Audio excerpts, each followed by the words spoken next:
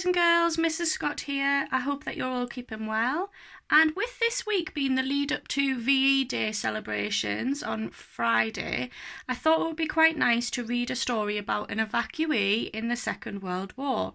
It's a lovely story called The Lion and the Unicorn, and it's by Shirley Hughes. I will be splitting this video into parts because it's quite a lengthy story, and it probably is more aimed at the older boys and girls at school, but it is a really lovely story about courage and bravery, and I hope that you enjoy it. The Lion and the Unicorn by Shirley Hughes.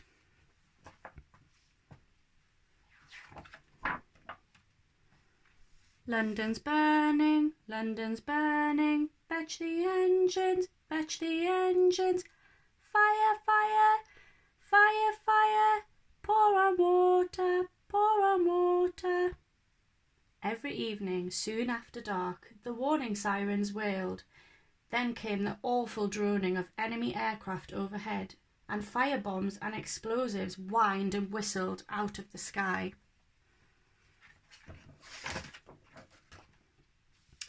Lenny Levy and his mum huddled together under the stairs. Lenny clutched the badge that his dad had given him before he went away. It was made of solid brass, a lion and a unicorn up on their hind legs fighting each other. Lenny kept it in his pocket, always where he could feel it. Dad was fighting too. He was in the army far away, while Lenny and Mum clung on to one another and longed for daylight. A unicorn was a mythical beast, Dad had told him. A mysterious, gentle creature, but lions were real, all right. Lions stood for being brave. Everybody had to be brave in wartime. Not only soldiers, but other people. Children even. Be a brave boy, Lenny, Dad had told him when they said goodbye. Sometimes they got letters from Dad. They came in batches, 2 or 3 at a time. Those were the best days. Mum read bits out to Lenny while he was having tea. Dad always put a drawing in for him. Sometimes it was a funny picture like the one of Sergeant. Once he did a beautiful picture of a unicorn with flowers around its neck.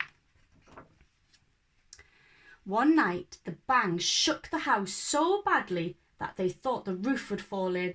"We should have gone to the shelter," muttered Mum. Next morning when they went out, the Robinsons' house wasn't there anymore. Their things were lying all over the street amongst the rubble and broken glass. The neighbours said that the Robinsons had gone to the rest centre in the night wearing blankets. "That's it," said Mum. "We've got to get you out of here, Lenny."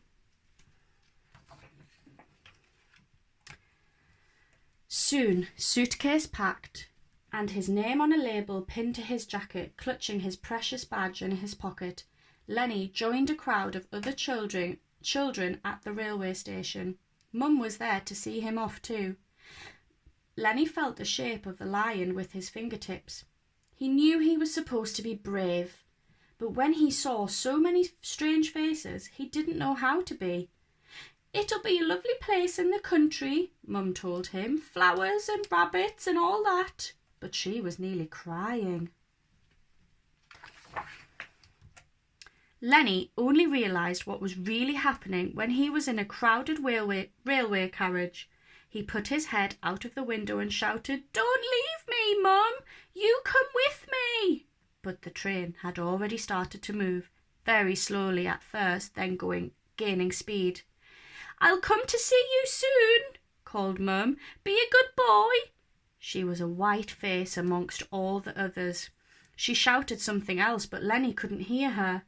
Then she was a tiny figure at the end of the platform, waving and waving. It was so dark when at last Lenny arrived that he could not see the place.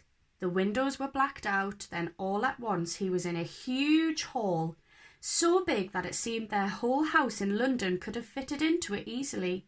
There were no rabbits that Lenny could see, just some tired grown-ups bustling about, and 2 girls bigger than him, who were called Joyce and Patsy, with a little one called Winnie. They were evacuees too, like Lenny. A lady wearing a great many scarves and woolly cardigans said, I'm Lady Devas. You must be very tired. Nanny will give you your supper and show you where you are going to sleep." "We specially asked for girls," Nanny complained, eyeing Lenny. "I'm afraid it's too late, Nanny," said Lady Devas, "and he's not a very big boy," she added kindly. The evacuees were to sleep in a big attic room with dark beams overhead. It was chilly and had no electric lights or carpets, but there was a nice woody smell. A curtain hung down the middle. Joyce, Patsy and Winnie were together on one side, and Lenny was alone on the other. Nanny left a couple of little lamps burning when she said goodbye. Lenny got down under the blankets. He lay awake for a long time watching the shadows moving on the high roof. He could hear the girls whispering behind the curtain. Then Winnie began to cry. Lenny felt numb. The only thing that seemed real at that moment was the brass badge that Dad had given him underneath his pillow. He went to sleep clutching it. Lenny woke very early while the girls were still asleep. He could hear far-away stirring noises in the house and faint echoing footsteps, but no one came. He got out of bed, pattered over to the window and pulled the blackout curtain aside. His mouth fell open. He looked out over a jumble of roofs and chimneys, not the squat blackened kind they had in London, but a fairground of barley sugar shapes with grinning gargoyle waterspouts winking in the sun.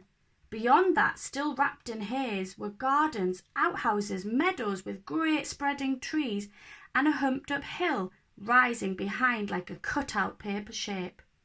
So this was the country. He had never seen anything like it.